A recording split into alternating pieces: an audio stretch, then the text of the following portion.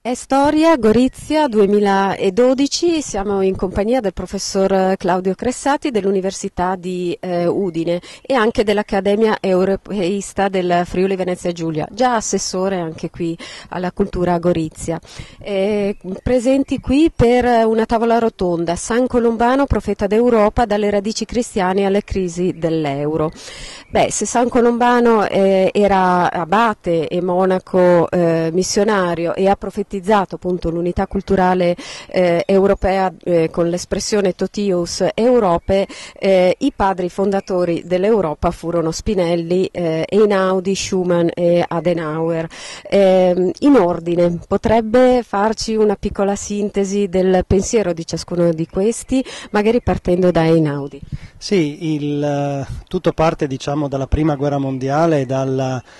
percezione che la Prima Guerra Mondiale, che fu una vera e propria guerra civile europea, aveva rappresentato un momento di svolta fondamentale. Gli Stati europei, che erano stati nell'Ottocento e all'inizio del Novecento le potenze più forti a livello mondiale, economicamente, politicamente, militarmente, si erano scontrate per la supremazia e l'esito dello scontro fu in realtà un indebolimento di tutti gli Stati europei e l'emergere di nuove potenze extraeuropee, a cominciare per esempio dagli Stati Uniti. Ecco che questo modo di relazionarsi tra gli Stati europei, conflittuale,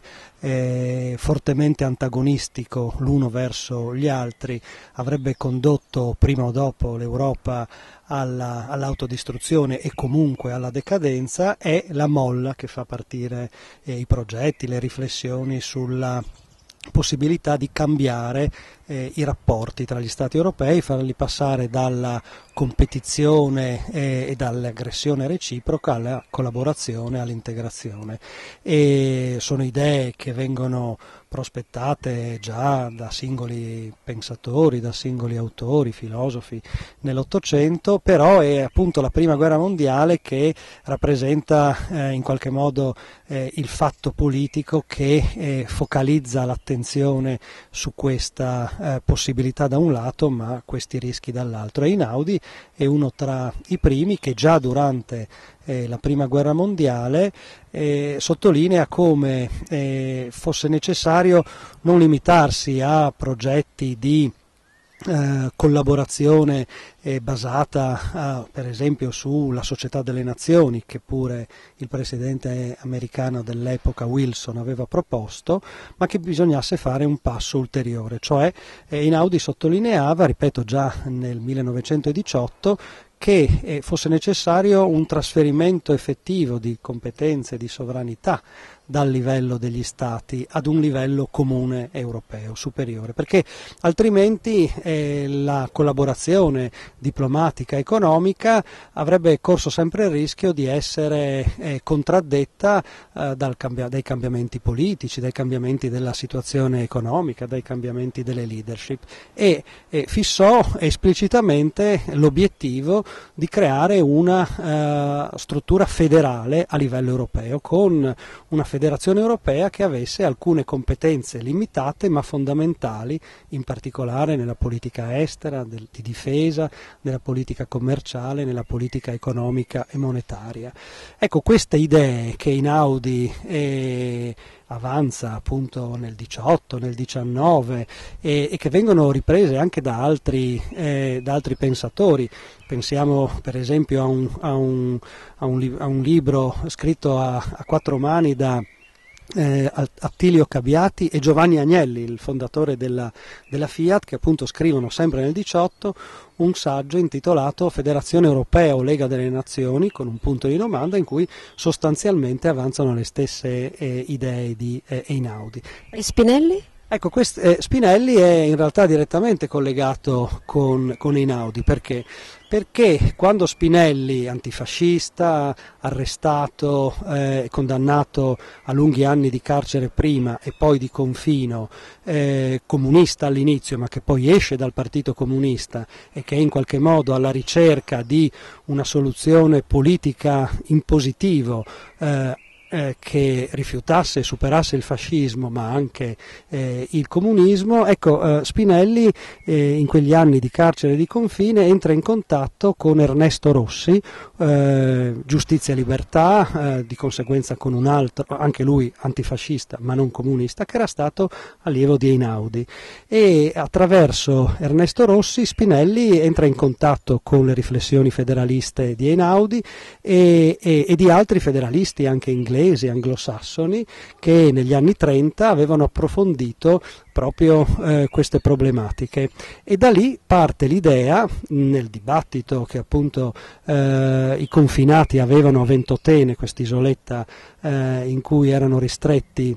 dal fascismo, viene l'idea di progettare, di formulare un manifesto per un'Europa libera unita, che è normalmente noto come manifesto di Ventotene, in cui appunto Spinelli, Altiero Spinelli ed Ernesto Rossi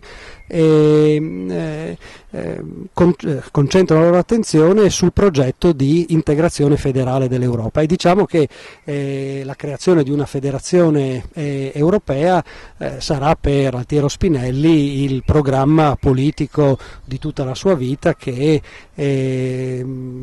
lo farà svolgere un ruolo, anzi una serie di ruoli importanti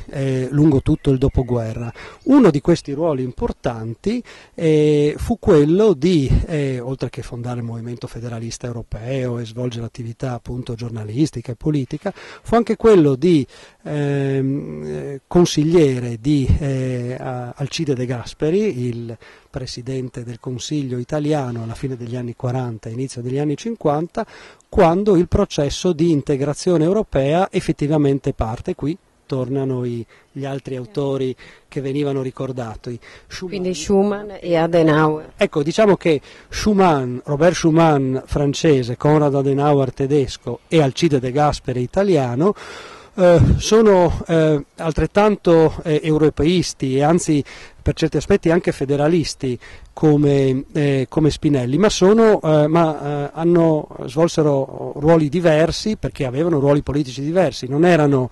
dei federalisti europei tra virgolette rivoluzionari come Spinelli, ma erano uomini politici responsabili, i massimi responsabili dei loro paesi, che erano i tre grandi paesi dell'Europa centro-occidentale: Francia, Germania occidentale e Italia. Cosa direbbero dell'Europa di adesso? Ma direbbero che il progetto che essi contribuirono a realizzare, ad avviare, cioè quella di un'integrazione funzionale, come si suol dire, dell'Europa, cioè cominciare dall'economia, però il loro obiettivo era arrivare alla politica. È stato ancora ben raggiunto. Questo è infatti un problema, e alcuni come Spinelli e lo stesso Einaudi l'avevano visto fin dall'inizio, e cioè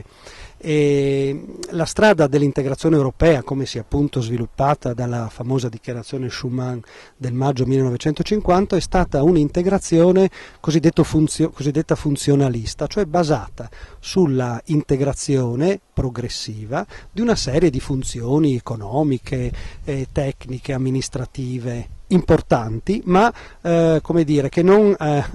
toccavano, almeno apparentemente e direttamente, la questione della sovranità nazionale. Gli Stati europei venivano, come dire, indotti a collaborare, a integrare parti significative delle loro attività, in particolare economiche, senza però affrontare i grandi temi delle frontiere, delle bandiere, della sovranità politica. In realtà si tentò di farlo e fu l'avventura della Comunità Europea di Difesa, che però fallì dopo e non venne mai messa in pratica. Per cui l'integrazione è andata sulla linea di una integrazione economica che si è progressivamente ampliata a vari settori, ha toccato il mercato, ha toccato anche la moneta con l'unificazione monetaria. Però raggiungendo proprio alla moneta, e lo vediamo in queste settimane, in questi mesi, in realtà ha integrato, anzi ha unificato uno degli elementi fondamentali della sovranità statale, senza che però dal punto di vista politico gli Stati europei abbiano effettivamente deciso di creare un potere politico superiore, per cui c'è questa divaricazione tra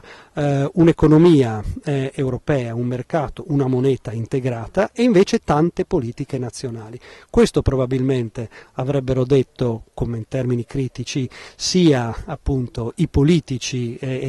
come Adenauer, come Schuman e come De Gasperi, che pure scelsero di andare su quella strada, ma con l'intenzione poi di fare dei passi ulteriori. Questi passi ulteriori, per una serie di motivi che forse non possiamo ricordare qui, questa serie non è stata ancora compiuta ed è questa il momento di crisi, la fase di crisi che noi oggi viviamo. Penso che ritornare alle idee, ai progetti di quei grandi profeti dell'Europa unita, per tornare al titolo di storia di quest'anno, possa aiutarci a prendere coscienza che un passo decisivo deve essere fatto, e devo dire che molti osservatori, anche tra i cosiddetti realisti, e cioè non tra gli idealisti, cominciano a sottolineare che senza integrazione politica anche i risultati positivi dell'integrazione economica finora raggiunti rischiano di essere perduti.